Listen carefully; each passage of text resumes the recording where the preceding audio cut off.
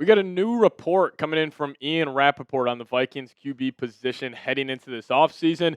And he said this: the Vikings are expected to add a veteran QB this offseason in an effort to enhance the room and push J.J. McCarthy. Now, we'll be diving into this full report, talking about some veteran QB options on today's edition of Vikings Now by Chat Sports. My name is Patrick Siepman, and welcome in. Now, right away when I heard this report, even producer Dylan was joking around with me. He's like, I already know what you're going to say. And he's right. 1 year too late, Quezzy and KOC. This was a move that should have been made this past offseason. Now, yes, they did go and sign Carson Wentz a week or two before the season, so I understand that. But also, you had a chance to add a high-end backup quarterback. You could have went out there and got a Mac Jones. You could have went out there and got a Joe Flacco. You could have went out there and got a Jacoby Brissett, but you wanted to value the comp pick formula as a reason to not bring in a veteran backup quarterback. I hated the move at the time, and I hate even more right now. And the fact that Ian Rapoport's now saying, oh, in 2026, they're going to go get another quarterback for the room to enhance J.J. McCarthy kind of just drives me crazy because this should have been done before the season even started. But this whole conversation is around J.J. McCarthy mainly. So you guys, do you believe in J.J. McCarthy? If you guys do believe in him, hit that thumbs up icon. Show number 9 some love. But if you guys are still wary on the franchise quarterback potentially, comment why down below. But if you do believe in him, hit that thumbs up icon. If not, comment your thoughts below. Now, I'll stand by this take. No matter what happens, J.J. McCarthy should be QB1 at the start of next season, or at least he should be the favorite in the room. So that's not ruling out them potentially going out there and getting a Marcus Mariota and kind of viewing it as like a QB competition, but everybody knows that J.J. McCarthy's the starter. But heading into the next season, I think you ride it out with number 9 because, yes, you could go trade for a Mac Jones. You could spend a second-round pick to the San Francisco 49ers, get Mac Jones, and you could go win 9 to 10 games next season, but you're going to be stuck in purgatory.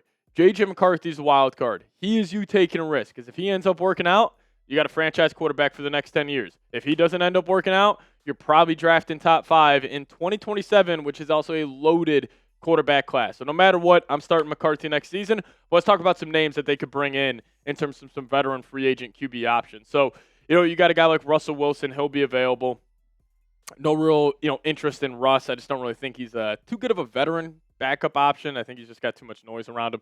Joe Flacco's a hell of a choice. You got a guy like Jimmy Garoppolo, Vikings legend Case Keenum, Marcus Mariota, Mitch Trubisky, Tyrod Taylor, and then another Vikings legend in Teddy Bridgewater. So you do have some good options out there. Like if the Vikings do want to go bring in a veteran and just sign a guy, like you got 8 solid names. But let's just say you want to trade for one. And I did include Mac Jones on here, even though I do think if the Vikings trade for Mac Jones, that's probably them telling you, like, hey, Mac Jones is the starter. So I don't think this would be a backup option. I think if they do send a second-round pick for Mac, he's a starter no matter what. So I don't really think that's too likely. You could bring back your old friend Nick Mullins. You could bring in a Jameis Winston or a Drew Lock. But I think best-case scenario, you just sign one of these guys. Also, the Vikings are in no position to trade future draft capital for a backup quarterback. So let's talk about my top 5 options here. Number 1, I'm going to go Joe Flacco. I was pounding the table for the Vikings to sign him last offseason. I think Flacco, he's still playing solid football. Again, he is just a backup. Like, he's not going to go win you, 4 or 5 games. But if he does need to step in for one game, he can do that. But the main value that Flacco would bring is this guy's won a Super Bowl, controlling the offense on a loaded team. He's a very clutch player, notoriously throughout his NFL career. And he's just seen it all. Like, he's been around the block. Like, he's been on different types of teams. He's seen, damn near everything you can see in the NFL. So I think just having that voice in J.J. McCarthy's ear, having a veteran like Flacco, you still got Kevin O'Connell talking to him, you still got Josh McCown. I mean, that's a great environment and a great support system just in that quarterback room for J.J. McCarthy. So Flacco, number 1 by far for me. But another guy, Tyrod Taylor. Kind of similar to Joe Flacco, where I think Tyrod, where if he needs to step in for one game, he can go do that. He can kind of steal a win for you. But if you ask him to play a month, probably not going to go well. But I do think Tyrod's a great locker room guy. Like, I think the other teammates gravitate towards Tyrod. Like, he keeps the vibes up. He keeps the energy high. And if he has to step in, like, I'm sure those the guys on the team will be like, man, let's go win this for Tyrod. Like, he's a veteran. He's making this one, probably only start of the year. Like, let's go do it for him. So Tyrod would be number 2.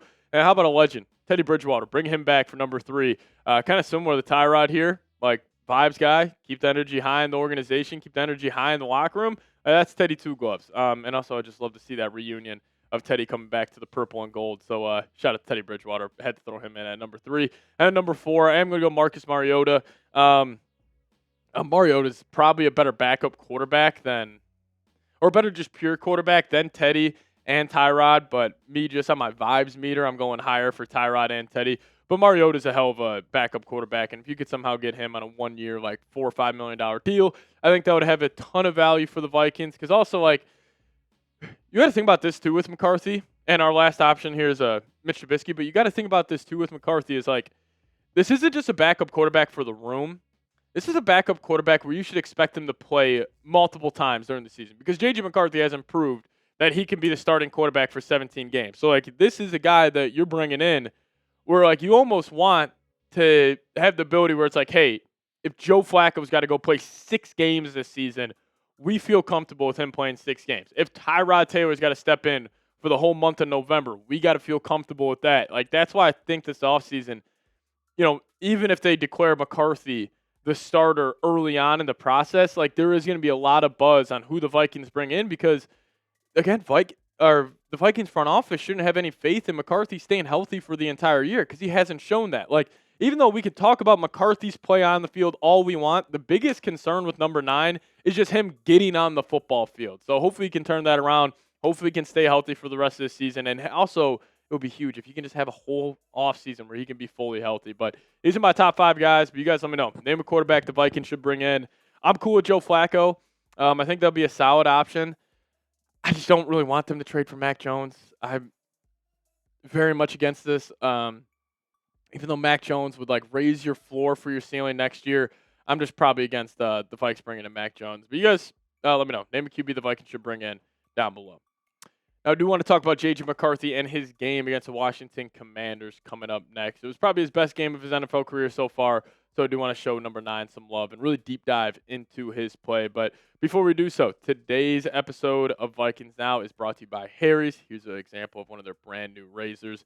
And for a limited time, our listeners can get the Harry's Plus trial set for only $10 at harrys.com/chat. This set includes the all-new Harry's Plus razor, 1 refined 5-blade cartridge, and a 2-ounce foaming shave gel, and a travel cover to protect your blades on the go. Now, Harry's Plus isn't just a razor. It's the centerpiece of a full grooming lineup, from shave gel to body wash, all designed with the same attention to detail. And I was completely blown away my first time shaving with Harry's Plus. Sometimes my old razors, they would go way too dull, way too fast. Sometimes they would irritate my neck, but that's not the case at Harry's. And their brand new razor called Harry's Plus completely changed how I viewed shaving my face. And everything is delivered straight to your door from Harry's own factory to your bathroom. No middleman, no markups, just premium gear on your schedule. So for a limited time, our listeners can get the Harry's Plus trial set for only $10 at harrys.com/chat. This set includes all new Harry's Plus razor, 1 refined 5-blade cartridge, its 2-ounce foaming shave gel, and a travel cover to protect your blades on the go. Just head to harrys.com/chat to claim this offer. And after you purchase, they'll ask where you heard about them. Please support our show, Vikings Now, and tell them we sent you. All right, let's talk about J.J. McCarthy and his game versus the Washington Commanders. I thought he had a really good outing. And, I think this was his best day by far in the National Football League.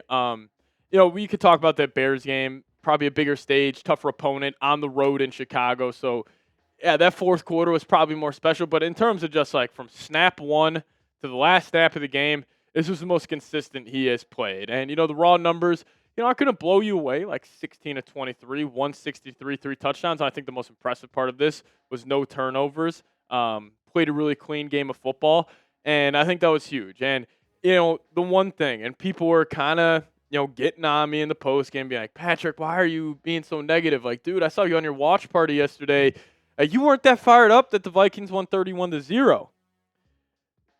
The reason for that is, I think this is how the Vikings should have been operating all season long, where it's J.J. McCarthy. He's throwing the ball 23 times. They're running the piss out of the ball. 34 carries for 162 yards. You're relying on that defense. You're playing ball control. You're playing safe. Like, that style of game and that game plan the Vikings had. Now, yes, that's a lot easier said than done to do against the Washington Commanders versus a better team. But I just felt like that's how the Vikings should have been operating all season long. And that's why I was a little frustrated because I'm like, that JJ you saw, that's been in him the entire season. Not the JJ that we saw in Green Bay where I felt like Kevin O'Connell just let the kid, to die out there on the football field instead of helping him out. We also saw KOC spread it out, 5 wide, drop the ball off, like just get him some early confidence throws in this game, which I thought was huge. And I just thought that's how should have been playing this whole season. So a little, disappointed. Now on JJ's side of the plate, he left a lot of meat on the bone here. He had a really good game. I don't want to take anything away from it, but also going back and really watching the All-22, he missed a couple of big-time throws. He also had a lot of big-time throws. And the thing that I love the most is the 0 turnover-worthy plays. Did not put the ball in harm's way whatsoever, which was great. And also this ADOT being below 10, I love to see it. JJ had the highest average depth of target in the league at over 10. I like that it was a lot lower, 7.5. Still, higher compared to a lot of quarterbacks in the NFL, but you'll still take that being below 10. Adjusted completion percentage solid. And 2 big-time throws like this. If you got this every single week from JJ, this is a hell of a quarterback in the NFL. And also what was so positive is we saw what a competent quarterback in this offense can look like again. We finally saw it. All right, if you just get some B+ play, this offense can be, pretty damn explosive. And, the good thing about also the Commanders game is that it just fires me up for the next game for the Vikings. I'm not here making any declarations where it's all right, J.J. McCarthy versus Commanders, he stamped himself. He's a franchise quarterback. He's our guy, all that. No, I'm not saying that. But that's a great building block. Right there. You take that game, you parlay it into a potential win on Sunday night in Dallas against the Cowboys. All right, we're cooking with something now. And then you got the Giants on the road. All right, let's just say you go 3-0, JJ, and then you got the Packers and the Lions, and you're just playing with house money for the rest of the season. But that was just a good building block game for him. And also what I like is I'm glad that he got confidence off this game because, listen, the Cowboys, no matter how good, no matter how bad they are any given year, when you're traveling to Dallas and you're playing them on a primetime stage, no matter what your team's record is, no matter what their record is, it's going to feel big. And I could have seen this on a Sunday night, and it very well still could happen, where if JJ had no confidence rolling into the game, the Cowboys start getting after him. I could see him potentially start to crumble. So I'm happy he got some confidence. He got some of his swagger back. And also my favorite part is JJ during the post game, stone cold. He was giving no emotion. He probably saw the jokes on Twitter and all that. So at least, he's growing. He's learning from his mistakes. He's learning from it all. And just overall, really, really good game from number 9. But if you guys made it to the end of today's show, we appreciate you. Just hit me with those SKOLs down below in the comments section. Shout out to all the real ones. And thanks, everybody, for tuning in. SKOL Vikes.